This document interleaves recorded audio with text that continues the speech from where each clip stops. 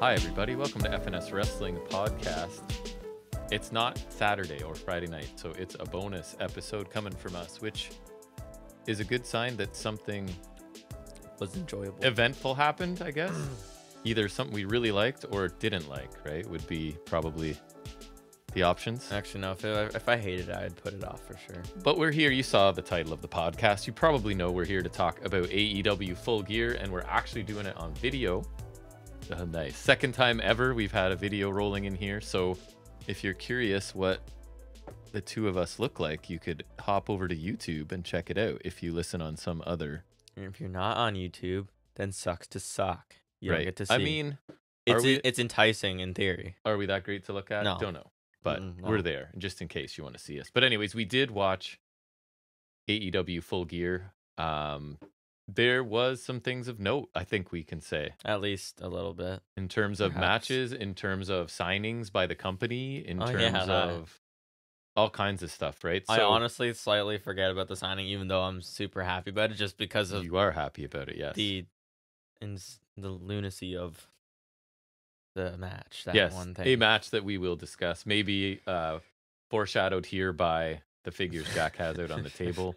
A very accurate reenactment, I might add. So whether you saw the show or not, because I was telling Jack, we do have a loyal listener who doesn't have a TV and doesn't watch wrestling. So we're one of the few places that keep him up to date. So we're going to do that for him. Outrageous. And discuss Full Gear. So something kind of rare for us. We watched every second of this live.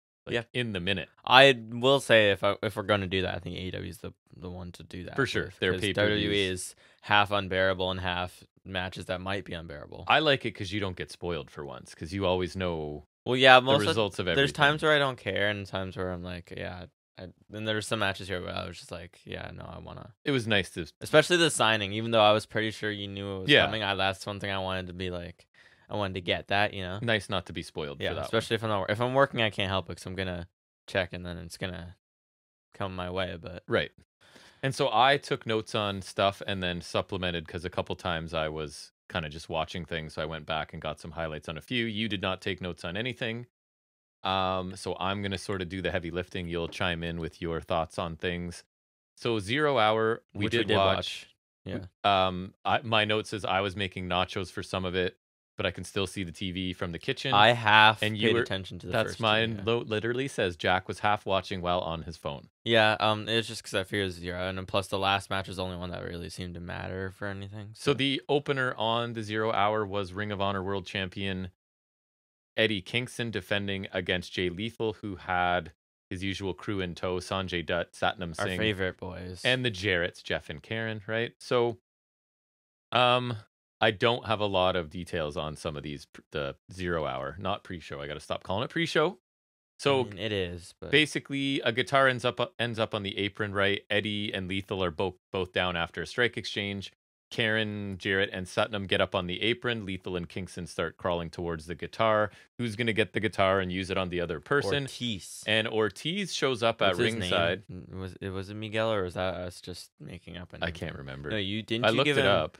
Didn't you? I gave him a normal, Didn't you call him Steve or something? Steve, and that was not his Ortiz. name. So Ortiz makes an appearance here, and is he going to help Eddie? Is he going to screw Eddie over for a minute? Right. So there's the dramatic pause. He grabs the guitar, hits Sanjay Dutt over the head with it. So I guess he's in line with Eddie Kingston at this point. Yeah, even though they had a fight so violent that they had to leave a ladder match. Right. Which was actually, I think, earlier this year. So Kingston blocks the lethal injection, hits a half and half suplex and the back fist. The hurricane to retain after 11 minutes. Claudio took like 17 and Lethal only took 1, so Lethal sucks. Right. So I thought it was fine, nothing special. It was fine. I like to do star ratings for these, so I gave it 2 3/4. The funniest part was probably Hathaway he was funny. Hates Eddie. Yes, on commentary. I enjoyed that a little bit, but other than that, I thought it was like perfectly serviceable fare, but nothing amazing. I think like 2.5 or closer to 3. Like it was good. It was 2. Yeah, I gave it 2 3/4. Felt like a good TV match to me, and the outcome was never in doubt. And so, what a prestigious title that opens a pre-show before a pay-per-view. A world title, might I add. A world title that's defended at the opener of the free version of a pay-per-view. So yeah, I know ROH is not much anymore. No. Any thoughts on That's Eddie and okay. Ortiz, I guess, together? That's No fine. Santana? No Santana yet. You're right, I guess. We can always hope. We But can.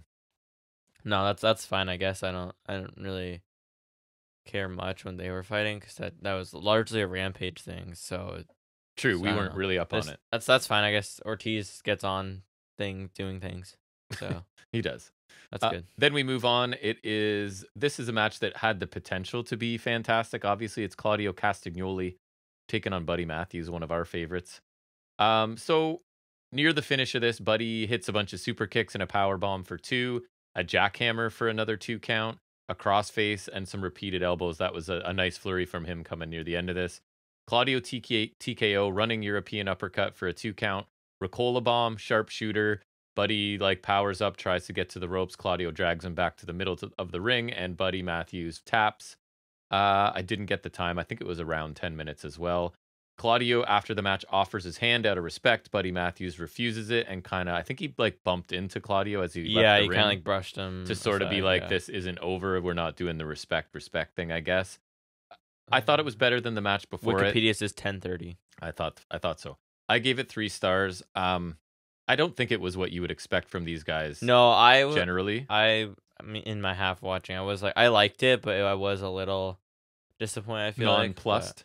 Yeah, no. So I'd say 3 stars is good. Because I liked it more than the other match, but if there's a build to this, and part of it was they're on this spot of the card. You're in the middle match on the opening show, and the both free show. neither of them have particularly high standings right now. They're both kind of middlemen of their factions. And you're Claudio's not even ROH champion anymore. Only given 10 minutes, which might have limited them too, right? So I thought the final few minutes of this were the best of it. Feels like it also could have been on TV, probably. I agree. It was a solid match. I was hoping for a banger. Which I guess is the pre-show's kind of TV, so I guess it makes sense. Yeah, it's YouTube. People watch it. We watched it on TV. Then the main event of the 0 hour, I guess, is the Ring of Honor Tag Team Champions, MJF, and filling in is Samoa Joe for the injured Adam Cole here, taking on the Guns, Austin and Colton. The best entrance in the damn place. Except, what was wrong with it? No Juice Robinson. They felt the need to remind me the entire night, which I didn't find very kind. So yeah, they pointed out it was Excalibur, right? That he's out of action or something. I think he got hit when MJF hit him with a TV, is what I saw somewhere. So I hit guess him with a monitor or something. Probably Rampage or Collision, right? Which were both the same night. So MJF is tempting fate by wearing 365 elbow pads, right? Because what is it, a day before? Yeah, a day before. I guess we're recording this on a year of his reign. Right. So he was confident going in. Sorry. That would have been yesterday. I think yesterday, yeah. Never mind. So leading up to the finish in this, I mean, part of the story is MJF and Samoa Joe are not necessarily on the same page, and they blind tag more so MJF not wanting to, right? Because Joe's it's just a means to an end, right? So he'll do it, right? But it's more so MJF's hesitance. Well, and you can see how much he cared about it after the match too, when he sort of leaves and what happens after. But anyways, leading up to because after he's helped MJF retain, he's gone. Yeah. So leading up to the finish, Joe sets up for a muscle buster. MJF tags himself in. He instead starts to go for his own muscle buster, but Colton breaks it up with a drop kick. MJF hits a double DDT, sets up for the kangaroo kick, but Samoa Joe robs the crowd of that high spot by tagging himself in, which I was thankful. How dare he? So after a little bit of discussion in the ring, Joe and MJF try to do muscle busters together. The Guns end up escaping. They take out MJF and hit the 310 to Yuma on Joe. But MJF just gets back to break up the 3 count and ends up fighting both of the Guns on the outside. MJF gets taken out. Guns focus their attention on Joe. But Adam Cole's music hit, and he comes out on crutches. Yeah, that was surprising, actually. It was. Joe takes advantage of that distraction, locks in the Kikina clutch for a pretty quick submission in under 10 minutes. Joe and MJF shake hands. Joe, you can see, is kind of, I think, reminding MJF of their deal, right? Like, I did what I was supposed to do. You owe me a title shot if you retain.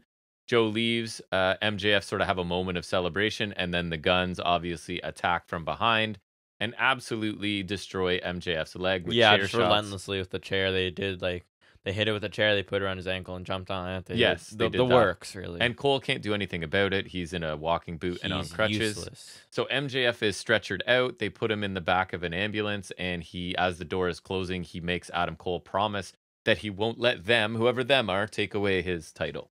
and Adam Cole promises as the door is closing. So that kind of ends 0 Hour with I heard some people talking about it reminds them of Sunday Night Heat because they used to like further an angle right before the actual Sunday night he pay-per-view was started. like an unofficial pre-show. Right. So it was like a morning. It was like the C show, right? So this did a lot of work that affected the main show, right? Because it's now a running thread throughout the show. MJF is gone, yeah. and what's going to happen, and how are we going to have our main event, sort of thing. So overall, I don't know. The 0 was fine.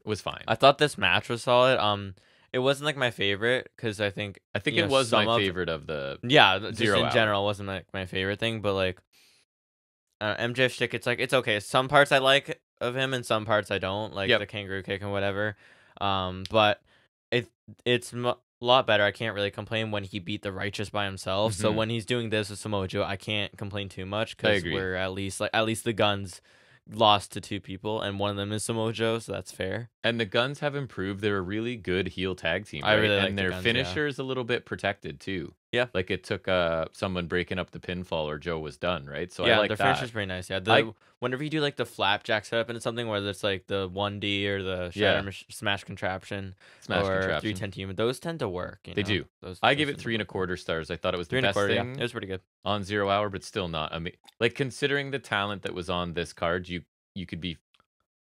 It'd be safe to say you could expect more. I would agree from every match. And then the story after I think is a solid running thread too. I don't think it's necessary. Yeah. However, I don't mind it. And I mean, as a wrestling fan, you can kind of see where it's going. You know where it's going. Yeah. Pretty sure MJF's not going to be in an advertised main event, right? When people bought tickets based on that. If Cole wasn't like, if they did this exact same thing with Cole and he wasn't injured, then I wouldn't care because Cole's switchblade, hell yeah. Yeah. But obviously, you know where it's going if Cole's ankle is still destroyed completely. Right. Then we move into the main show, and the opener is not what my choice would have been, nor yours. It's never what my choice will ever be for the rest of the time. We get, I guess, what would be a trios match. It's Sting, Darby Allin, doesn't deserve that title. Adam Copeland. First time I haven't written Edge in my notes, but I'll probably drift back and forth. It's not only am I used to it, but it's also easier to type. So there's that. It's like 4 letters compared to Copeland is like double that. So like 8. It's crazy.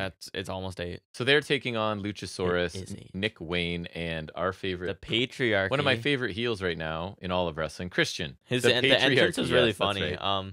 He had like a choir of kids who, let's hope they're orphans. Oh yeah. Let's hope it was orphans. Cool actually. They were like going like la la la la, like singing along to his song though, and then he always has the countdown in his entrance prompt, but like this time there was like that's why you're adjective each time, each word. I was like, it was something funny because it's like each like a hyperbolic. It's like, not true. It was really funny. I really like that though. That was nice, and Nick Wayne and Luchasaurus look cool with him. But that was nice. This match I really could summarize pretty easily, at least a lot of it. Darby was in peril for the vast majority. Chokeslam on the apron, that was gnarly. Because like of the first 10 minutes was him just taking a punishment. Luchasaurus, Darby did like his classic "I'm gonna kill myself" spot, where this time Luchasaurus had him like he chokes him on the apron from the ring, so he like lifts him over the ropes and chokes him on the apron. The way he like rolled off to the ground was really awesome looking because Darby's like just insane. They have no regard for how they drop him, and he's fine with that. Oh yeah, he just pick him up and chuck him, and they don't really worry about dropping him safely. I saw some combination Darby. It was like that, the stairs spot, and something else. The one time Cody, he tried to coffin drop Cody on the apron, and he just missed. Like, yeah, no, I worry about him, but I'm not gonna lie, it's also fun to watch. And it's not like he's Mick Foley, where he's like, well, I had a body built for this because of all the padding. He's the opposite of Mick Foley. Like 160 pounds. He's almost the polar opposite of Mick Foley. He's a mad lad. It's a little concerning, but it is always a sight to behold, I will say.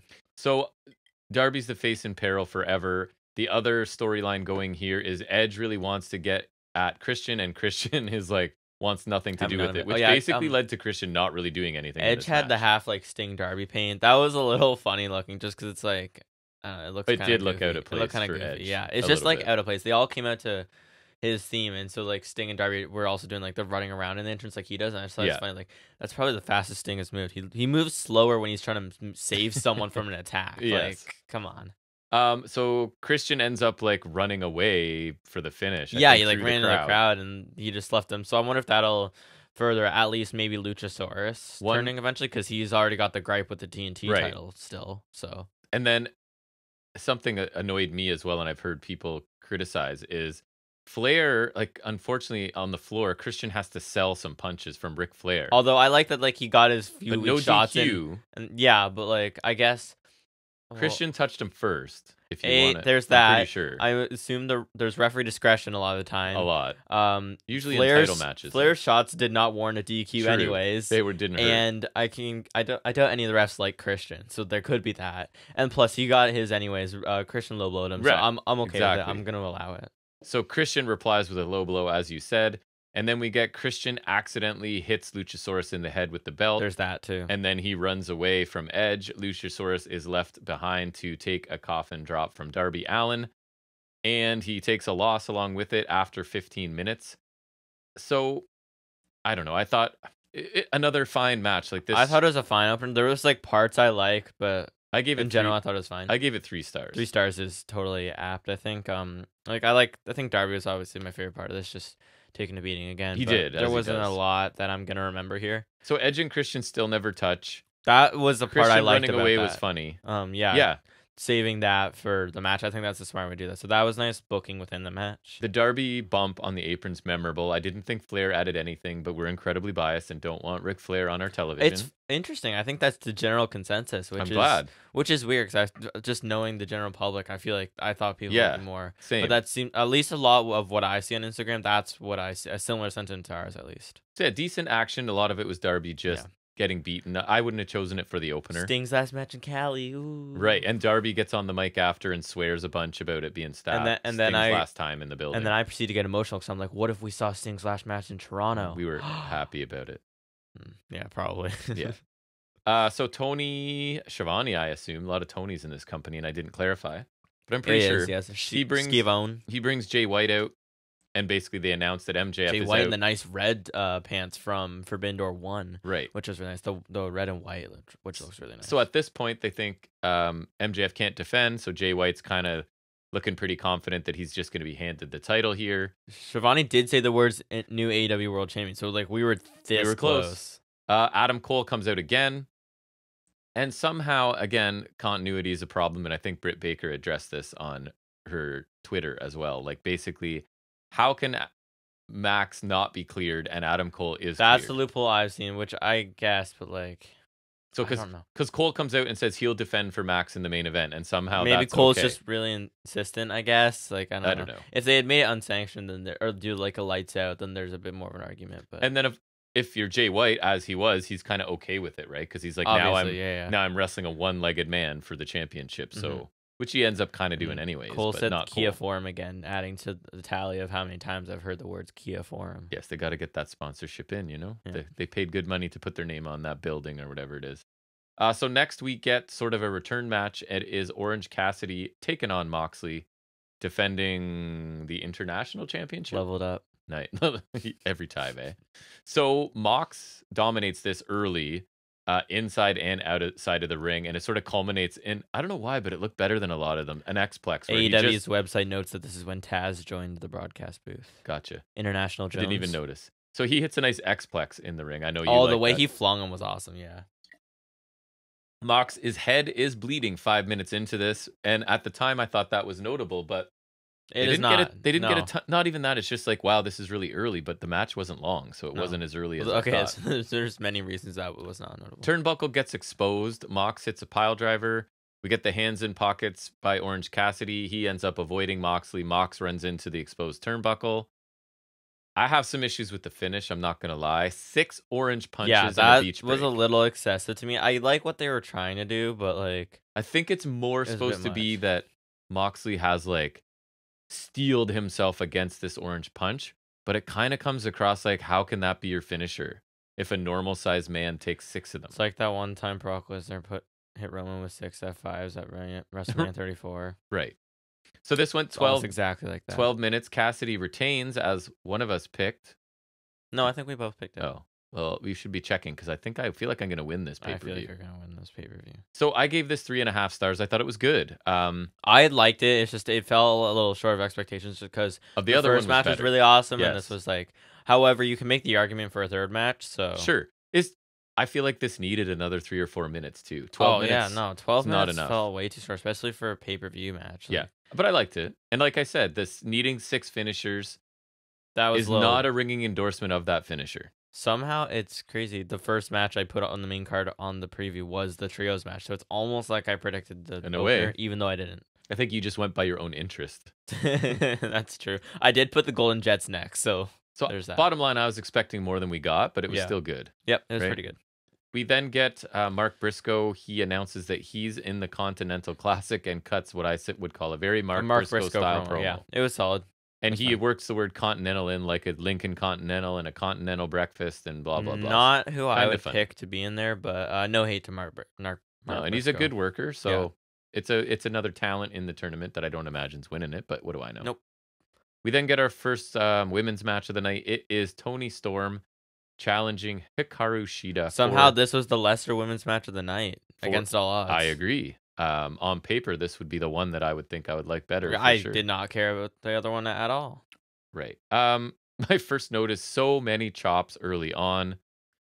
And then this is where my notes were dwindling. Luther puts a backup shoe in Storm's trunks. I thought that was kind of cool because she went over to Luther and he secretly put a shoe in the back of her gear, and then she came with the other shoe. And the ref took that one. But then really quick, she got the other shoe and hit. I thought the way she did that was really smooth, actually. So hats off to her. Just like she pulled it off really quick that it went unnoticed. And Shida kicked out of that. It was a bit of a near fall, even though she did watch out for the shoe. Actually, she didn't, but she was prepared, I guess. Shida steals her move and hits a Storm Zero at one point, right? She did. I don't remember. They called it. I did like she had a combination of a question mark kick. This is Shida, sorry, and a Falcon Arrow. Yeah, that was good. I thought the Falcon Arrow for a near fall. Shida misses some move off the top, tweaks her ankle. We get an immediate counter into an ankle lock by Storm. Which was smart. Unusual, which they pointed out actually. That she doesn't usually use that. What does that mean? Other gets kendo sticked on the floor. Luther. Autocorrect. Luther. Or you just didn't care to mention him. Even though I'll never refer to these notes again, I'm fixing it. Why? Because it would bother me. It's a sickness. It would bother me for sure. We get a nice deadlift German by Storm. And then here, you could fill this in. This is why it works when I take notes. It's just enough to refresh your memory. We'll see. Trey in trunks. Hip attack. Storm cheats to win in 10 minutes. Yeah, she hit her with something, right? There was like a steel tray she had in the back of over something one butt cheek for quite a while. Yeah, okay, I do remember that. And it was weird. It looked like it was just hanging like a out flap on her gear. And I think she had to adjust it before the final spot. She did. It looked pretty inconspicuous though, so it didn't like seem like a brass knucks kind of thing. It was almost like when Bret Hart had the thing under his but it didn't feel to avoid the spear.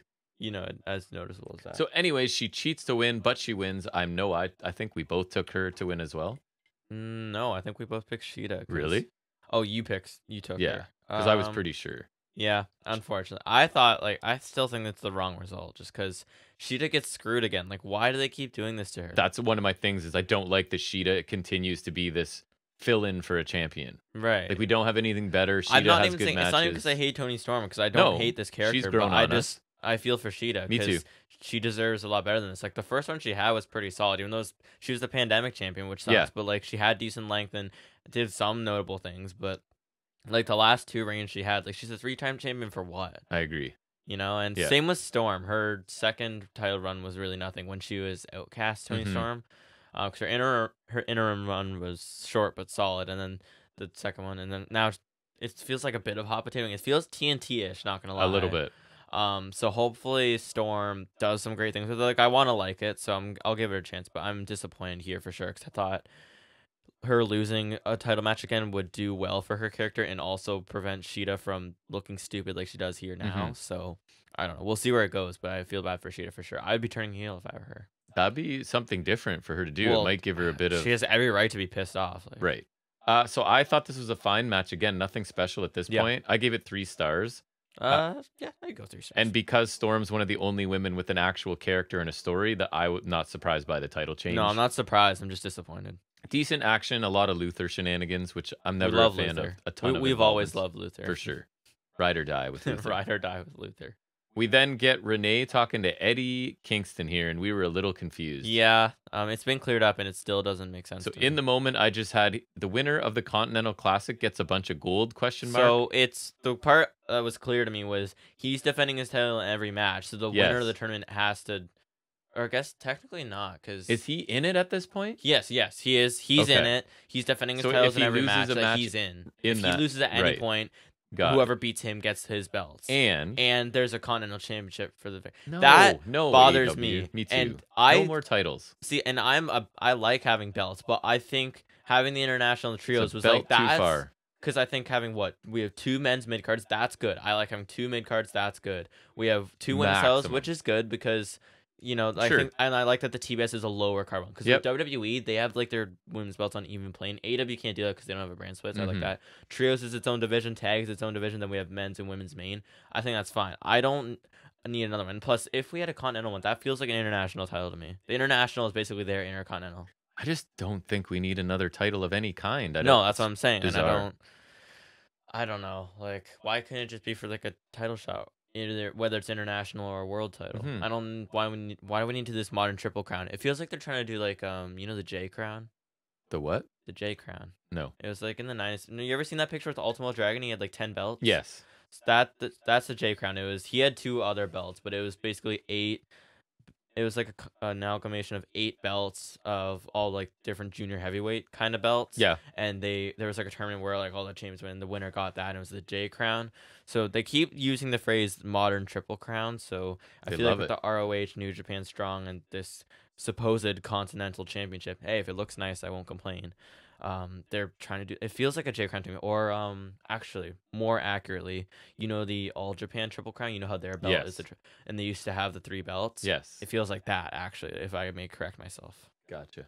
So in the moment, I didn't even know Oh, what I he was couldn't. talking about. I couldn't fathom it for a second. 'Cause it's like I don't remember Which Mark is Briscoe weird mentioning because it. he's one of the best talkers in wrestling, and It's not even his fault. It's just the Continental Championship thing came completely out of he left field. did. But And to why clarify, would he be the one to announce that? Yeah, that feels like Tony Khan's major announcement kind of thing. Instead of your tickets, honestly, no. If he had announced the Continental Championship instead of the tickets, that would make more because that's a championship. It's bigger. I that- still don't know if it's worthy of like I'm tuning in to catch what he says. Hey, I would tune in for a belt, okay? You would. But so what? Now we have Kingston, Briscoe, Andrade, and Danielson. I think those That's are not bad. 4. Those are 2 for each Get block. Roosh in there. We need Takeshita, Swerve, maybe.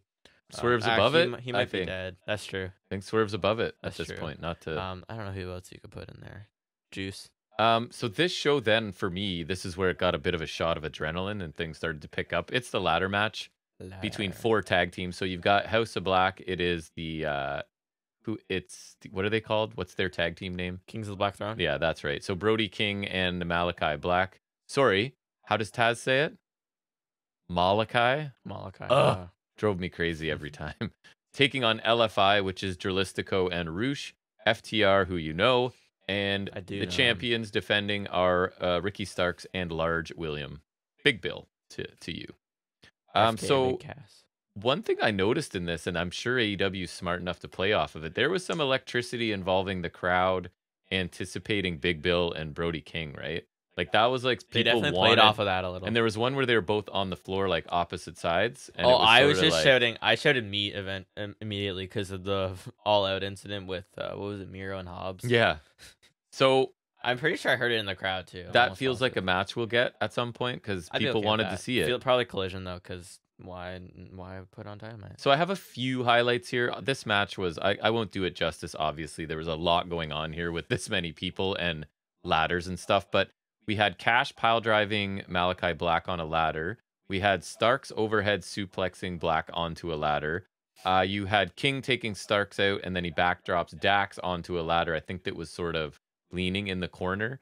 I think a few people hit that ladder. We had a cannonball by King member to Dax, but it really only caught his head. Yeah, it was Which still could have on hurt a like ladder. hell. It was while he's leaning against the wall ladder. Roosh. So Bill's seated up in the corner, and Roosh sort of sandwiches him in with the ladder, and then hits the bull's horns. That was really awesome. Which looks cool, right? That's a good use. That shouldn't be a finisher, but like he makes it worthwhile. And then I don't know, man, Dralistico, what you're doing, but he decides he's gonna take a Gonzo bomb from Brody King onto a ladder bridge. On a ladder bridge. That was pretty crazy. Nuts. I feel like I don't think he was ever Sin Cara, because I think Hunico is Cinta de Oro now, who I follow, and it's on him. And Mystico was on Rampage, and he's a different guy. So he's not Sin Cara, but he wore the Sin Cara looking mask. So the Sin Cara guys cannot catch a break. Because remember, like 2 years in a row, Money in the Bank, Sin Cara took like big ladder spots in WWE. So and just can't catch. That was gnarly. It was. The ladder didn't break. Gonzo bomb on any surface is cool, but on a ladder bridge is next The level. ladder like kind of snapped, but didn't like full on break. So they set it back up and they did, what was it? Like something else. And it was like immediately after. I don't think I made a note of it. But like, and it still didn't break. And it's just at that point, it's okay. It looked awesome anyways. Did you, it was Cash right after that hit a big splash, crossbody to King on the ladder. Right, and it still didn't break somehow. Did you fact check my speaking of masked wrestlers, Serpentico now being unmasked and wrestling under a normal name? I did not. Apparently he's the jobber that lost to Samoa Joe. Maybe that's a one-time thing though, or Serpentico's, which is good because then Angelico is free. Right, free Angelico. Let's go. Justice for Angelico, I always say. Push Angelico, Tony Khan. I know you're watching. Why wouldn't he tune in? Hey, those guys are doing video. Stare at the hard cam. That's right. You know where the hard cam. Only cam. I barely. That has to be the hard cam. I'm not smart enough to set up more than one camera, so that's all we're getting. Not smart enough. No. And why do we want more angles of us? No. One is good. Personally, I don't. Profile at a distance. That's good enough. Yeah. So yes, Starks and Dax end up climbing up 2 ladders in the ring to sort of finish this off. Dax gets taken out. I don't even remember how. And Starks just grabs the titles, retains after 19 minutes. Which you picked. So I did? Yeah, retaining, right? I did good. I gave this 4 1/4 stars. I thought this kicked the show into gear for me. Yeah, this was a car crash in that a good way. My next words written down. A car crash as expected with some memorable spots. I'll take some WWE verbiage and say a human demolition derby. That's what they used to call TLC. Pretty breakneck pace here too, right? This is the kind of match that AEW really excels at. They do really good ladder matches. Because they'll let their talent take, and it's probably not a good thing for longevity. They're letting these guys work less safe, but as a person consuming your product and watching it, yes, please. That's what we like to see. And we'll talk about some unsafe working a little bit later. There's a lot of styles contrast here, so that also really helped. Like FTR in a ladder match, I thought it was somewhat questionable, but they held up their end. Right. These went through a lot, and I mean, just to have the champs retain, which I picked. Yeah. But like they wore themselves out. I'd give it like 4, maybe change. 4 1/4. I gave 4 1/4. I'd go 4 1/4. Yep. Yeah. So then I think I would say the surprise match of the night for us. Yeah, the sleeper hit kind of. The TBS Championship match, which is Julia Hart, Sky Blue, and Chris put Statlander. on a crown instead of a baseball cap. So coming into this, I think we both agree, Chris Statlander's really good wrestler. Oh yeah, even in this, I was like, man, she looked great in this. I thought she looked great in this. I loved her in the ring, but character work, I say this every time. What's her character? And she's more than a woman is not a character. So they can only put character into 2 people at a time. It's Julia Hart and Tony Storm in the women's division. Everyone else, blonde, and both of them are heel. on pause. Yeah. So Julia Hart's unless the Outcasts come back, then Julia Hart's improved a lot.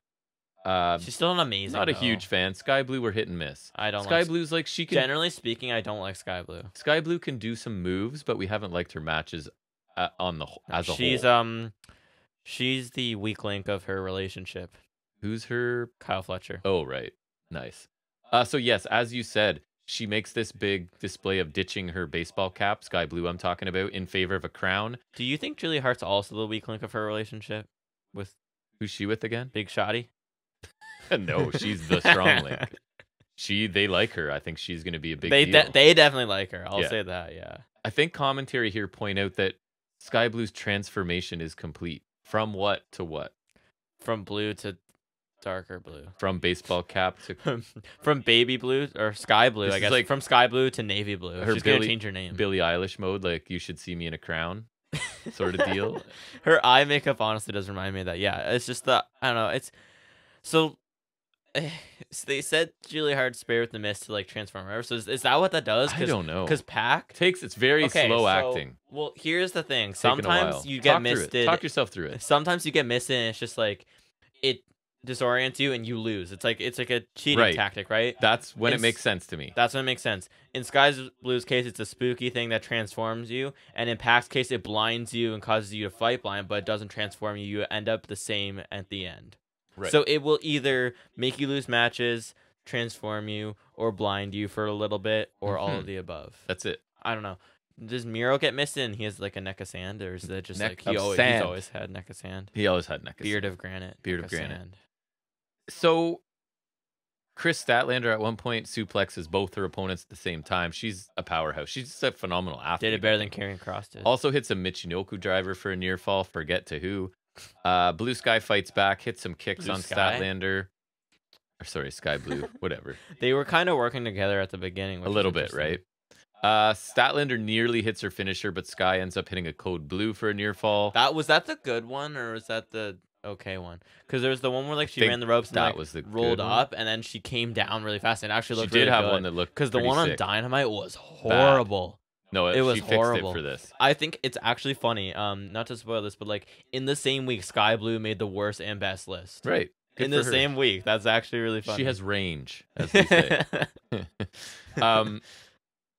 Julia Hart blocks another code blue, clothesline Statlander in the back of the head. Her basement lariats are not. Ooh, there was one at the finish, and it looked not very impactful. I would argue the one before like she did one earlier that was worse than the finish one. I would say. We get Heartless lock on Sky. That also looks bad. I don't like. Just stick to the moonsault. I don't like her submission. It's a crappy. It's a poor man's Rings of Saturn. Not even. I did like that Statlander broke it up by just deadlift Germaning. Nice. Or a poor woman's German suplexing Julia. Poor woman's, what's it called? The lockjaw. That's what right. Because that's basically Rings of Saturn, but with the mouth. She then hits Sky with the German as well. Another one for Julia, another one for Sky. So it's just a show of strength by Statlander, repeatedly suplexing everybody here. Then she hits the Saturday Night Fever, which is what again? It's her. It's her like finisher? a tombstone, but she hooks one leg. Oh, right. Basically the same thing. Gets a 2 count. Julia has to knock the cover there. And then Julia Hart hits a sliding clothesline. Yeah, she and hit steals a the lariat pinfall. to Statlander when she's on the pin, and then she kind of steals the pin on Sky Blue to take the win. Which we both picked this. We saw where this was going. So she steals new champion after 11 minutes. I think that's a fine result. This pleasantly surprised me. I will say that. I gave this a 3 3/4. I quite enjoyed it by the end. That's a good match where I come from. That was pretty good, yeah. And especially I thought Statlander looked awesome. Given the talent involved, I thought Statlander looked really good, and I thought it was one of the better performances for the other two. And I agree. For both of them, the pace was really good. The last few minutes, the botches seemed really very almost non-existent.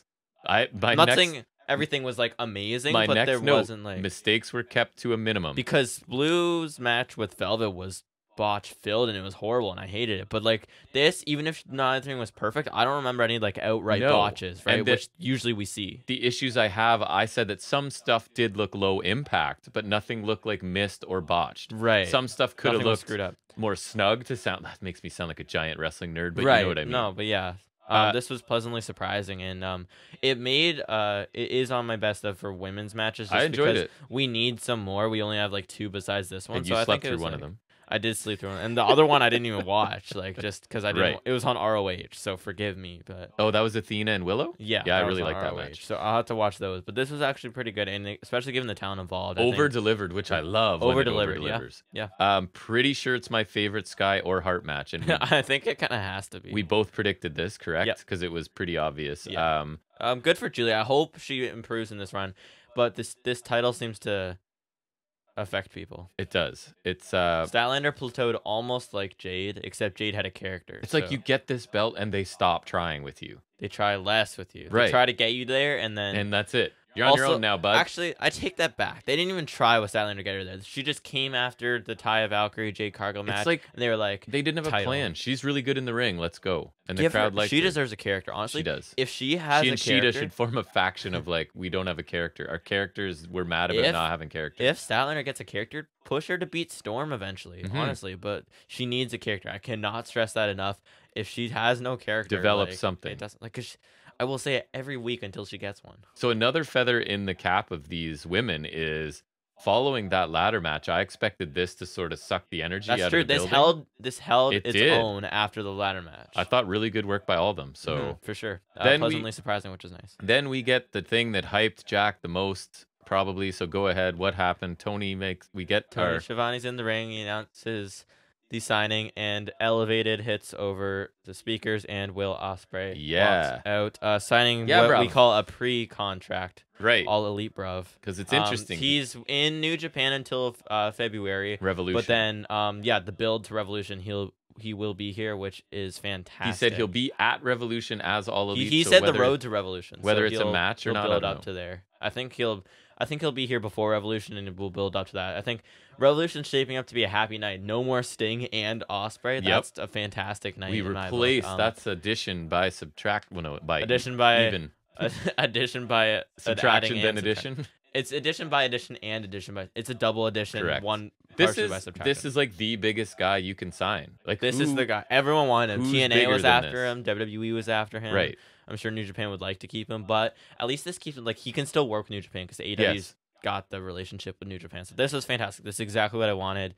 The fears of anybody else were put to rest. It was fantastic. And I really like his delivery and stuff, even in this little bit he got He was here. kind of like, it was obviously like babyface because everyone's happy about it, obviously, but like when he was like telling him, you can see he's like kind of heelish, right? Yeah. It was within character kind of. Yeah. And I saw him on the media scrum. He seems like he's happy, so I'm I'm really happy for him. And personally, I'm also happy just because I'm super happy to see him here a lot. Yeah, me now. too, He'll man. be here regularly. We're both big Osprey fans. I don't think he's ever been on a weekly wrestling show, so that'll be interesting. But I'm me, super happy to see him. There's so many matches we can do. You know how I feel Danielson's the best wrestler in the world? Osprey's the only other person where if someone were to debate that with me, I'd be like, I can't really, like, he's that good. Osprey is fantastic. He's in the top 2 or 3. I'm saying like I want Osprey Omega at All In. I don't care if I have to wait another year. Those guys deserve that spotlight, so you need to do that. And then like you could do Osprey Adam Cole, Osprey Switchblade, Osprey MJF, Osprey Swerve, Yep, Osprey Hangman. a lot of fresh there's matchups. So My many favorite matches thing. you can do with him. It's gonna be fantastic. The tricky part is you gotta push him to the top. That's right. Okay, so next, ready? Okay, here we go. This is the main reason we wanted to come down and discuss this as soon as we could. And that is the Texas Death Match that stole this show. We've got Swerve Strickland. We're huge fans. We've been saying we were early on that this guy can be the #1 heel in your promotion. Yeah, we've always been saying he could be more. I think this year is definitely the year where people have started to wake up with him. Right. I think we already knew. Once he ditched the mogul affiliates and once Swerve and Glory was done, he's really hit his stride this year. He had Bray Wyatt inspired gear, which I thought was really nice. I didn't even notice at the time, but he had like the Fiend stripes on his pants. Yeah. So that was a really nice touch. And then he had his entrance with what I've seen dubbed the Swervettes. Yep. Nana dancing with a bunch of like kind of like what's it, basketball cheerleaders? Yeah, like what's the halftime halftime dancers, the dance squads. Yeah. So that was awesome because Nana's a gem. Yeah, it was. Oh my god. And Hangman, we're also huge fans. So I absolutely love Hangman. This had a really good build to it. Really good and build. B, we love both of these talents. Yeah. So we were pretty excited. Unfortunately, though, Hangman came out like he just went full throttle, so he didn't even no theme. No Hangman because he's serious. So I just have notes of stuff that happened that's crazy. If you didn't see this match, go out and see it. Unless you have children or you can't handle blood. Yeah, don't watch it with your kids. Do not watch it with your children. It was almost too much for me at one point. Not too much, but like don't see pushing the envelope. Yeah.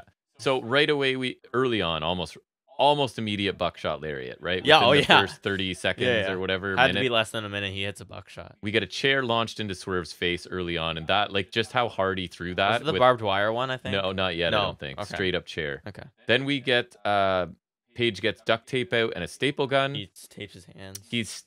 He tapes Swerve's wrist together. And then he gets stapled, and you're that like, really "Oh, got they're me. doing the old thing where they bring in a staple gun." We were literally at Impact Wrestling where they had a staple gun. They don't put and staples in there's it. no staples in, because the sound of it's enough to make the crowd right, like, and that's the point of it. I think, it. But no, you can see the staples in his chest. Like you look at and it's just like the glimmer of silver. You can see this, and that just that little bit of skin where it's stapled, it makes me uncomfortable. So they staple paper to Swerve's arm, and then later on he staples one of his kids' finger paintings to Swerve's face. Then crazy. This is where I was like, there's blood pouring out of Swerve into Paige's open mouth. Yeah, no, so like Swerve's like dripping blood, and then Hangman goes like under me, it's just like blood in his mouth. See, this is the benefit of video. I can do like a little demonstration for y'all, but it's like that. He was like the water bottle's here, and this is Swerve's head, and it's like going in pouring his into his mouth. And mouth. then he spits it out like Triple H style. It was terrifying. And then like later on, Swerve was like just stapling himself, enjoying it, because Swerve's like super villain, just like. This was 5 minutes into this match. 5 and you have minutes people drinking blood and stapling themselves. It gets so much crazier. Blood is pouring from Swerve's head, and he picks up the staple and staples himself in the chest and just smiles like a maniac. Like the visual of Swerve in this match is a sight to behold. He looks for real. insane. It was so funny. He is like The two best heels in wrestling for me right now, and they're very different, is Christian and Swerve. Yes. It was kind of funny. So the one guy I follow, shout out to Authors of Wrestling on Instagram. He's the guy who's like whenever there's a show and he's like posting after every match, talking about it. So he posted like a 3-second video of like Hangman drinking, and like the post got taken down. Awful. Yeah, that was really funny. Yeah, it's very disturbing. So Paige gets run headfirst into a barbed wire chair. Oh yeah, he went pretty like full throttle into that. So Swerve brings out a cinder block, and we get a Death Valley driver to Paige. And it didn't break on impact, so it looked like pretty legitimate. On the apron, on the cinder block, we get a swerve pile driver onto the barricade. That was perfect. Sick looking, because that barricade's thin. Also, I might add, they had the LED apron and the LED barricade this show. I don't like that. It's too much for me, and especially because like I find, especially when I rewatched, I did rewatch this match today. Oh, did you? When you relook at Makes sense. Just having all the graphics there, it's so distracting. Like I'm just the plain barricades, or like if they have AEW logos on the barricades, that's fine. But like the LED barricades are too much for me, and LED apron, like I'm hoping it's just for pay-per-view, because it feels more like WWE to me, especially the barricade. LED apron, that's been done before, but the LED barricade especially feel like WWE, and it's just like. At least they have unique sets still, so there's that. But true. The barricade, it's really thin. It's thinner than WWE's, I think. So, but even if WWE did it, it would look crazy. It was thin, and they nailed it. Yeah, no, Hangman right straight head up on the barricade. That looked. And after this, Paige's hair is matted with blood. Yeah, and so Swerve doused his face in water to wash the blood down, and he put a little bit on Hangman. I think that helped his hair get waxed, and then his hair is not only blood. It's more blood than hair at that point. Yeah, it's blood red, and it's wet, so it looks like it's soaked in blood. So I think the water added to that, but it still looked awesome, because it definitely caught my eye. I'll go back and edit out blood and put in red viscous liquid. Right, so we don't get in this trouble. match was dripping with red viscous liquid. So then we get Paige takes some barbed wire randomly, wraps it around Swerve's midsection, and hits another fall-away slam while this guy's got barbed wire around him. He did a couple before that, I think. Then Paige decides it'd be a good idea to get up top, grab a chair wrapped with barbed wire, and do a moonsault to the floor. And Landed perfectly, because how is he the Atom with the normal ankles? That's all I'm saying. Yeah, I don't know. Ankles of granite. He's doing ankles of granite. He's doing this every other week. Cole jumps off an entrance ramp once, and he's out of commission. We get a barbed wire chair kicked into Paige's face. Paige counters, hits a tombstone to Swerve onto the barbed wire chair. A lot of barbed wire chair stuff, but it was good. It was. We get a Swerve sit-out powerbomb to Paige onto that barbed wire chair. Swerve stomp with the chair underneath Paige. I think that was after he was hitting Paige with the chair in his back, because Paige is on the middle rope. Yes. And then he hit him with the chair, and then the one time he pulled back, the strand of barbed wire is hooked on his head, and for you can see him pull it off real quick. It was there's someone got a shot at that. That's pretty crazy. But that's what I got here. And then he hit the powerbomb on there and the Swerve stomp on the barbed wire chair, which was pretty gnarly. Yeah, and Paige still manages to beat the count somehow. Swerve then gets a bag of glass, because we need more in this match. Because that's what I want here. The only thing that would make this worse is a bed of nails and thumbtacks. Dumps it all over Paige's back, and then hits a 450 onto the glass, onto the back. Then picks him up for a JML driver. Which he no doubt still has glass on his back, so he felt that. Paige beats the count again. We get a Paige with his avalanche fall-away slam through a barbed wire board. Yeah, so they had hit Swerve and Nana set up 2 chairs in the ring, and then they had this barbed wire board stretched out on the chairs like a table. Yep. And then he tried to it looked like he was going for an avalanche JML. The way they set it up was really nice. And then Paige hit the following moonsault slam he does from the top, which always looks awesome already. Yes. But he hit it perfect landing in the barbed wire table, then a power bomb on the barbed wire board, then a dead eye on the barbed wire board. He just went insane with that trifecta there. That was pretty sick. So then a barbed wire wrapped around Swerve's neck, buckshot lariat. Nana pulls Swerve out to break the count. There. Because he kind of pulls him to the floor, and Swerve lands on his feet. And then he's just going. So that breaks the count. Then Brian Cage, my least favorite part of the match is that we had to have a run-in, but that's okay. A minor. That's where the quarter point goes for my rating, I guess. This is what keeps it from usurping the. That's right. So Cage in, powerbomb, and an F5 to Paige. Before getting a table. No drill call. That's what brought the match down. There was no drill call. If there was a drill call, this would add to the match. It's true. They didn't give us a drill call. I swear at one point they said... With all this going on, how do you not do a drill call? How do you not do a drill call? I think at one point they were saying, what was what's Cage thinking or whatever, because like he had a table with him, and I'm like, or like Drill claw. they said, what do you think? And I'm like, Always. all I'm ever thinking when Brian Cage is on screen is Drill claw? who's gonna get a drill claw? Everyone. When am I getting my drill claw? All the people Where's my get drill claws. Who's doing the drill claw? So we get barbed wire, rolling elbows, and a lariat to get rid of Cage.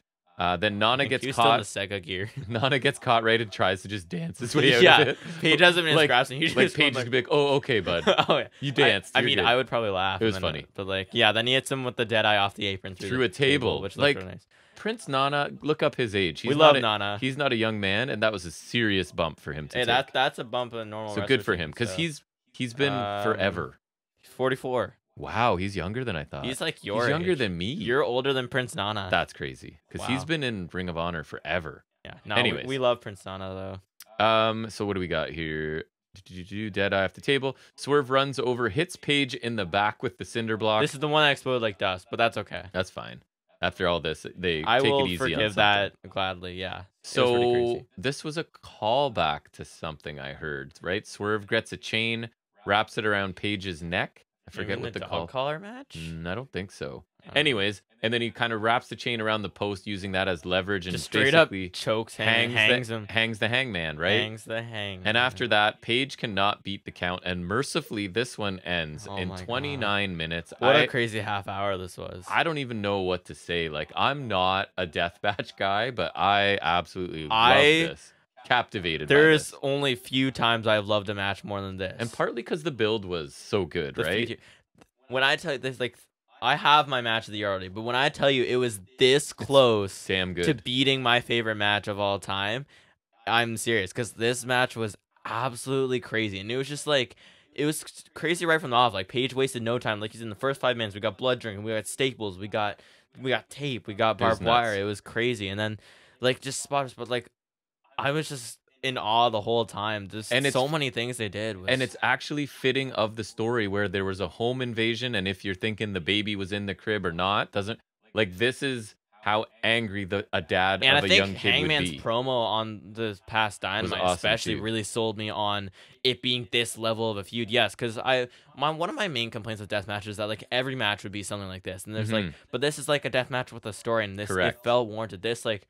We usually enjoy the Texas death matches, right? We've seen like Moxley and Archer, we've seen Hangman Archer, Hangman and Cole. I say I'm not big fans of them, but I do like a lot of them, so maybe I am. Maybe we are, but like this one was different. This one's like, I remember at the first Full Gear, people got all up in arms. I think because didn't Moxley and Omega in the lights out match, they used the barbed wire board or whatever, and like this puts that one to shame. That one, it makes that one look like it was on Saturday Morning Slam. Like this one, if you only have a half hour of free time this week and you haven't seen this, if you can stomach it, right? I was just gonna say, I implore anyone to watch this match. It is amazing. I was telling Chuck about it at volleyball games today. I would show it to Chuck. Like, there's people drinking other people's blood in this. Like, he's like, what? I was posting about this on my story nonstop, and like some people were like, "What are you watching?" Because like this match was crazy. Well, you know how on your brother's basketball team, Phil's little brother Hunter. Yeah. So I was talking to Errol Dean, his mom, about it, and she was like, "What are you guys watching?" Because she's like, "Hunter, you better not be watching that." Oh my, it's insane. Yeah. I think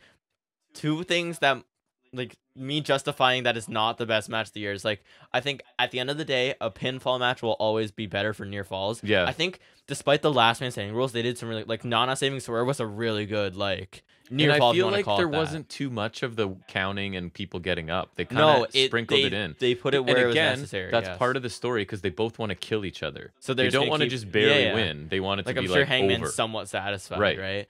And I think also I'm going to appreciate a great wrestling match more, even though this was insane. So this is, if nothing else, the runner-up for match of the year. Because I gave it 4 3/4 stars and said it's a match of the year candidate. We keep saying this. Like in any other year, this is match of the year. Yes. Because, like, Omega Ospreay is my favorite, but this match, it is truly insane. Like all the spots, they incorporate a bunch of different things. Like the staples, that's something that you're gonna remember. Bloody Swerve. Because I've seen staple guns many times, but you not can see the actually staples, and it's them. unmistakable. Yeah. There's staples in his face, there's staples in his chest, there's staples in his arms, and just the sheer amount of blood from both of them. The barbed wire spots were insane. The barbed wire chair on his face, like the pile driver on the apron, or sorry, not the apron. The barricade's really unique. Like, and the feud in this too was superb. And when it warranted this completely. When you first see these two guys, I don't know if you think they're capable of this. I didn't when No. getting to know Hangman, right? Like he doesn't feel like a guy that's gonna almost die in a match, but he He was is. ready to kill Swerve. I think I looked at the World Culture review and it was like he's ready to kill Swerve and Swerve's not ready to die. Yeah, So this was honestly amazing. it's almost like the Omega Osprey match where I could keep going on. So this is it immediately made the match of the year candidate list. Yep, you'll hear about it again in about a month or so from Is us. this runner up Go if watch nothing it. else. Yep, And yeah, I'm tempted to give it 5. you can. I'm gonna give it 5. I agree. I don't disagree. I gave it 4 are and 3/4. Hangman is one of my favorites. I support him wholeheartedly, Swerve especially is the best. in recent times. And Swerve, like this is, I've been saying a career-defining win for Swerve. Like this is something that's gonna when Swerve is done everything. This is something you're gonna remember. And this is for the people who don't quite know if Swerve's there or whatever. Like Swerve's made it with undeniable. This is when Swerve's gonna make Correct. it, and this also proves that he's paying his dues. This is where he can go because he's a great wrestler and he's a great villain. But this is like he went through a lot here, especially because getting stable that many times. I was saying to you that I would rather take thumbtacks than this because thumbtacks is just a pin. You can take it easy, but the staples they hook in, right? Because that's the whole point. They staple paper together. This is like, I don't even want to imagine what his post match looked like. It's crazy. My only concern is now would be the time to push Swerve into main event, and you have a babyface champion, but he has like 8 storylines going on, and none of them are with Swerve. Hey, if they can work a way to get Swerve the belt, maybe after Samoa Joe has his match, you do it because it's really hard to follow this. It's time. This is Swerve's arrival for sure. I agree. This match was absolutely incredible, and I envy whoever follows it, but I don't envy them at the same time. It's a super tough spot to follow that match. It's gonna have the Okada Danielson effect because that was a really good match, but that followed Omega Osprey. And they gave it to a bunch of veteran professionals, right? So it is the Golden Jets taking on the Young Bucks. My notes say tough spot to have to follow that death match. Add stuff here. I did not add stuff here, so I'll have a few details, but not a ton. Actually, no, it's not bad. It's not bad. It's hard to because it's even like, are these highlights anymore after what I just saw? Like, does a Matt Buck German suplex to Kenny on the apron? Is that really anything anymore? No, because like honestly, my sense of what's a spot and what isn't is blown. It's really sucks. You can't main event with that. Because like everything else now looks like toddler slap fighting. Everything else looks stupid. Like everything else is like 2.0 now. And it's also they had like this weird white powder on the ground. I think it was just to cover all the blood. I'm pretty sure to like clean it. Because over the outside of the ring. That match is an experience. So we get the Buck spot with the stretched out senton to Jericho. Buck spot or buckshot? Buck spot. I confused you. The low blows to all the baby faces. We get a Nick Judas effect to Jericho, which we thought was added to the list of people that do it better than Jericho. Yeah, we were talking about that after Dynamite too. It's so far it's Nick Jackson, Noam Dar, and Andrade. So Kenny's gone for a long time in this. I noted. We get a BTE trigger to Jericho for a near fall. Jericho low blow to Nick. Omega tags in, and he must decide who to V trigger. Right? It's like he's kind of torn. That was a nice spot. Yeah, a little bit. That, and I was hopeful. It did. I will say I didn't really think he was going to hit Jericho, but they did do a good job of making me think for a split second. Right. And I was ever hopeful. But he does hit Nick instead. Snapdragons, Matt. Yeah, he went on like a Snapdragon flurry right there. Nick counters the one-winged angel into a poison Rana.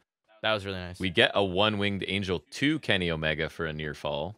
Poison Ranas mean nothing now. No. Meltzer driver attempt met with a code breaker instead. That was nice. We get Kenny with a bridging German to Matt for 2. Ripcord knee and a one-winged angel to Matt Jackson. I keep wanting to call him Matt Buck. That was their name in some promotion. TNA. Right. There's something Buck, at least. So, one-winged Matt angel, and Jeremy Buck or something like that? Yes. When Kenny hits it, it's over, so they do win. It was 21 minutes this got. The Bucks are mad after the match. They won't shake Kenny's hand. They went crazy temper. Matt attacks the post again. Matt's like, I swear, am I just missing these ring post spots where like they get screwed and then Matt wins the ring post? I guess. You and me both. They took off their shoes because I guess the shoes weren't good enough. So a really good match. Like I gave it 3 3/4 stars, but it followed an instant classic. So it's like, yep, the Bucks did what they do. Kenny did what he did, and Jericho didn't cause any problems. So it was good. It was pretty good, yeah. But it follows one of my arguably one of my favorite matches of all time. I think. Right. I think I would add it to my all timers with Omega Osprey, probably Cole Gargano. and one of Andrade. those Shield matches. That's yours. I don't want to hear that. I've heard about that enough. But like, yeah, no, it's good. But and it's also for me, it's no Revolution 2020, Hangman and Omega and the Bucks. I will always compare it to that because Right, that was fantastic. It's not as good. But this had one of the most unenviable spots I've ever seen. So I tried to give it my rating like out of context, like take it out of there and just watch it on independently. What would I say? It's really hard. It was a good match. So I gave it 3 3/4. Yeah. Then we move into the main event, which, as I've been reading a bunch of stuff, seems to be controversial. A lot of people, anyway. I see what people are saying, but generally I liked it. I did too. So obviously we're getting Jay White and Adam Cole because Adam Cole's got to fill in for MJF. They're going to let Adam Cole wrestle. Nope. We hear an ambulance right in the distance. So MJF steals an ambulance, limps to the ring as the match is just about to get underway. So his left leg is heavily taped from the Guns attack at 0 hour. And of course, that is immediately what Jay White, as any good heel, is going to do. And Jay White's taking it light in this match because he's Jay White. So he's going to be cocky. And he's now like, oh, I'm wrestling a guy with one leg. So this should be easy. We get like a man in the ass kicking contest. Few highlights. We get a sudden suplex to MJF into the corner. MJF gets dumped to the floor and the Guns sort of attack him behind the ref's back. They do it again and then almost a third time, but the ref catches them, about to use a chair, and he throws the Guns out. And since Juice is not there, I guess that means you got Jay White on his own now. MJF tries to fire up, but White just simply like kicks him in the leg, which I like that as a heel move, right? Like just a simple kick to that injured area. He's going to do all this fighting, and then he's just like, nope, kicking in the leg. We do get Kangaroo Jones. This is the new thing Taz is doing. Just adding Jones to stuff and thinking it's funny. I said International Jones. It's annoying, but anyways. MJF's about to dive, but White drop kicks his injured leg again. Texas Death Jones. We get, what does this mean? Oh, yeah. So you can describe it. Sweet corner kick where MJF elevates White first. Oh, it's that thing where like... And he like back kicked him, and it looked really good. It's the thing where like he sends him in the corner, and then White vaults over, but then... Oh, wait, no. Okay. No, I'm thinking the wrong thing. Yeah. Where Drew McIntyre does like a kick. So it's like Anderson in the corner, he does the thing where like he catapults him up and they're almost upside down, and then you super kick them while they're doing a headstand. But MJF doesn't wait very long. Like no. White's not even fully propped up when MJF just super kicks him in the face. Good. So it looked phenomenal, yeah. MJF misses a Panama sunrise, and then we get one of Jay White's huge Uranagis. His Uranagi is perfect. Twisting solo, spinning solo, yeah. No, but like when the way he lands, because he lands like he's kind of like he's turning this way, but he's slamming MJF to one side, or like it's the thing where like his legs are facing one way, and it's like I don't know. Yep. The way he turns and slams him, like it looks awesome, powerful. It looks like visually appealing. Like he does a perfect Uranagi. Back outside the ring, MJF hits a DDT on the floor.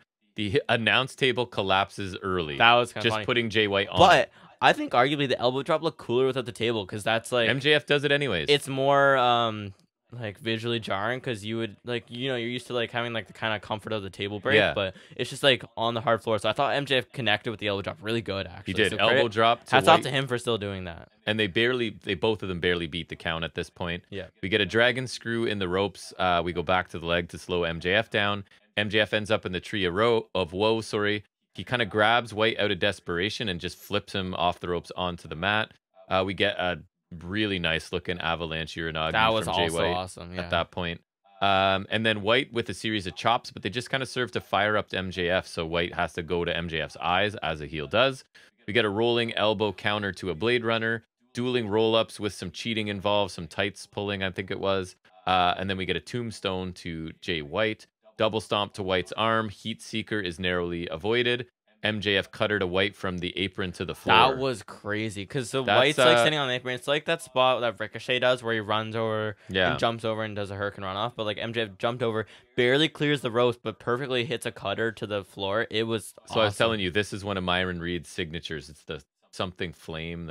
Anyways, so he apparently is going to do that and to be honest, he did it this week on Impact. There's not a ton of space between the. That's what I'm saying. MJF barely cleared it, but it was impressive. Yeah, it's one of those things where MJF just randomly busts out something crazy. So the doctor checks on MJF. Did we have any doctors checking on anyone in the death match? Perhaps the doctor needs to pay better attention, or maybe that's one of the parts of a death match. Yeah.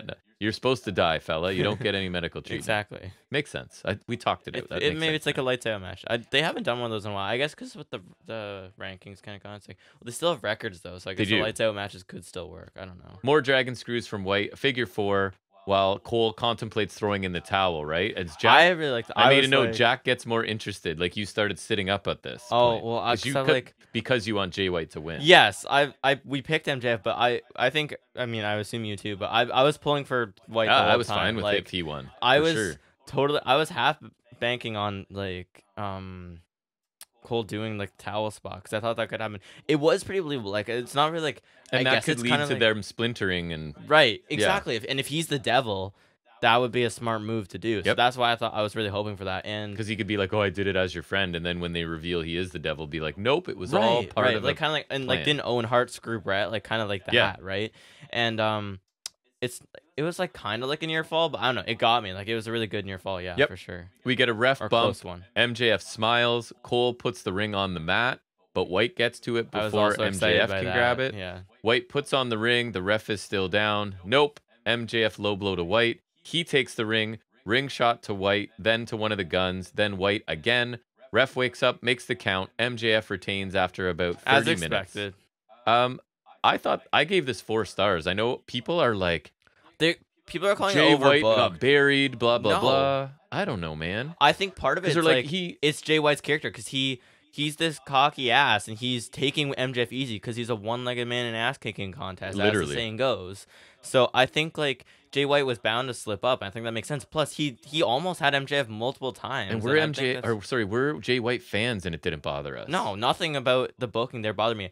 I could agree a little that it was a little overbooked. There was a lot of shenanigans, interference, and the whole storyline coming in was whatever. But the match itself, I thought, was really a stellar main event. And I think people are also annoyed because they wanted to know who the devil was and they didn't, and that's. I'm a little annoyed that there's no development there. But I saw someone say like there was no development because the devil was at ringside, which I like that idea. Well, I think the idea is that yes, that Cole is more than likely the devil, so and until he's healthy, they're not gonna. Well, and also like healthy. There was no involvement from the devil because he's in theory, and if the theory's true, he's right there, right? So, but I didn't really like this, and I sometimes don't love overbooking, but like no, it didn't feel like, oh, it was Jay White and he had a 3-on-1 advantage. Well, no, his people got sent away. Yeah, and MJF cheated in theory, right? And I think like it didn't bother me. A testament to that. I think this match was good. I think it still held up despite. I gave it 4 stars. It followed the Texas Death, and I still because I think it definitely affected the tag match before. But I still ended up really enjoying this, and I was biting on some of the end bits because I think Jay White's awesome, and I think he looked good here. Not just because his ring gear was nice, but it's still important though. It helps. It does help. Yeah. I thought he looked really good though, and like I really do love Switchblade, so I'm going to be disappointed, but they look good here. And MJF pulled out some really sweet stuff. That elbow drop looked fantastic. That cutter was fantastic. He was selling the leg really good. He delivered again, man. It was a constant thing. Yeah, this is another feather in MJF's cap. Another really good match.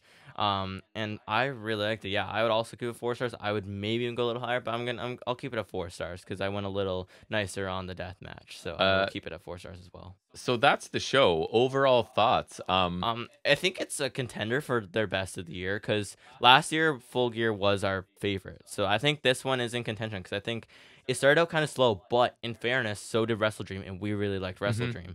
I think once this got going, it was pretty fantastic. So my overall letter grade, I actually, because we gave it star ratings, I added them all up and found the average, right? Okay. Which landed it at a B+ for me. Really? Only because I thought the first few matches were just kind of there. True. Do you know what I mean? That's true. So first few matches, nothing special. Paige and Swerve steal the show. Absolutely. MJF. Ladder match was awesome. MJF and White, the Bucks and Omega deliver with a satisfying tag team match and a good women's triple threat. So over-delivered. Like almost like if you said you gave it an A or an A-, I wouldn't argue with you. I just literally went, you know what? I'm gonna go scientific and add up my scores. I'm gonna give it an A- because I think that match alone deserves it to be bumped up a little. I think the ladder match was an awesome car crash. The TBS match deserves some credit for being better than it had any right to be. Correct. Because was it amazing? No, but it was pretty good. I really enjoyed it. It was pretty good. I was not bored. On a show where I was looking forward to a bunch of other things, it stands out as one of my preferred matches. And again, coming after that hot ladder match, it could have been a lull, and it was not. It maintained. And let's not forget a worthwhile signing. Yes, that's a big thing, too. That's another thing that elevates the show for me. Pun intended, because... You know what? Team. I'm going A- because I didn't factor that in. Yeah. And that is a big deal. And one of the matches of the year, one of the A-. matches of my life. Yep. Okay, that match will forever be one of my favorites because it was crazy. A solid tag match and a worthwhile main event, a really good main event. Okay, I don't care what people say. That was a really good main event. I agree. So I'm giving it an A-. It's in my running for show of the year because that was awesome. And what my ringing endorsement, as always, is I had no issue paying full price for this show. No, I felt didn't bat an eye when it was done. You could have just given me. I would pay for the Texas Death. I would drop $50. I will maybe. gladly That's pay crazy $50. to say, but I might. Hey, that and Omega Ospreay, either whether it's separately or together on one show, I will pay $50 of my money for those matches because those matches bring me joy. So a fantastic show overall. Enough really that excited. Like this, I don't know if it's ever happened. You were the one going, maybe we should go. I really wanted to talk about the Texas Death Match. Yeah, this and I think we did. I feel like we do way better when it's fresh because by Saturday I'm like, I would probably just remember that match. My notes would be like, oh yeah, that happened. But now I actually remember most of it. Yeah. So fantastic show. Again, recommend going out and watching the Texas Death Match. Other stuff's good too. Maybe just watching black and white. Watching other stuff after that may affect your viewing pleasure because that match is just I would watch, if you're gonna pick anything, do the ladder match, Texas Death in the main event, and then if you're feeling nice, honestly, watch the TBS title match. I agree. It was fun. Yeah. So fantastic show, AEW. Again, I've had some issues with TV lately, but their pay-per-views always. Yeah, I was watching this. It's just the talent they have. They, in my opinion, the matches always deliver. They have the best roster in the world. So as long as they don't butcher the combinations, you can't lose. Yeah, that was when I was watching. I was watching Tranquilo Club again. Shout out to him. He was saying, he's had a lot of complaints about TV lately, but the pay-per-views always deliver. Almost more often than not, their pay-per-views are stellar. And this was no exception. I think Full Gear, he was saying is one of his favorites. Full Gear tends to deliver. Last year was our favorite show of the year, like I said, and I don't think it's ever been. It used to be the last show of the year. This and Wrestle Dream, I have to go back and review, but those are my two. Forbidden Door was. Oh, that too. I was there for that. Really, were you there? I was. Were you right beside me? I think I was there. Yeah. Yeah. But yeah, this is in the running for show of the year. Yep. I'm a little sad that it's not the last show of the year anymore because, I do miss that because that was pointed out and I was like, oh yeah, because it's usually the last one now. But we have got World's End, which could be good because we got the Continental Classic finals on that one, and like we said, AEW pay-per-views, like Mello, they don't miss. Yeah. So that's going to wrap this up. We went over an hour talking about the show as I figured we would. So if you check this out on YouTube, let us know how this looks. Honestly, I don't know what I'm doing. I just quickly set things up. I think it looks okay. A friend of mine who's a decent YouTuber was like, it looks really good. What'd you use? So I'm happy with that. But anyways, I use that old camcorder. That's like pre-pandemic. Right. It's old, man. I think it looks good. I'm willing to bet like 2017 or something. But anyways, feel free to leave comments in YouTube if you did watch it there. Let us know what you think of seeing us and if we should do more video stuff. Anyways, we will definitely be back Saturday with episode 175, I think, will be coming up of our flagship show. If you're just checking this out randomly, we do every Saturday. We break down AEW Dynamite, NXT Impact Wrestling, a little bit of main roster, some trivia, some news and rumors. And sometimes we talk about these little buddies. Figure updates whenever there's something relevant. So please check us out. That would be amazing. We're always looking for a little bit of growth. And if you want to tell me something bad about that Texas Death Match, then go try home. It. Right. Yeah. Don't bother. No, any comments we respond to that we get, pretty much. If I see you commented on any platform, I don't know what happens if people comment. Can you comment on Spotify and stuff? Because I don't think I get those. I don't know how. I don't even use Spotify. Podbean, I get them, but I think YouTube, it's just from Podbean people. Hey, comment on Instagram and maybe I'll actually remember to post. Right. So yeah. Anyways, you can find us. Thanks for tuning in and listening to us talk about wrestling. We'll see you back here on Saturday for 175. Saturday. And until then, everybody, take care.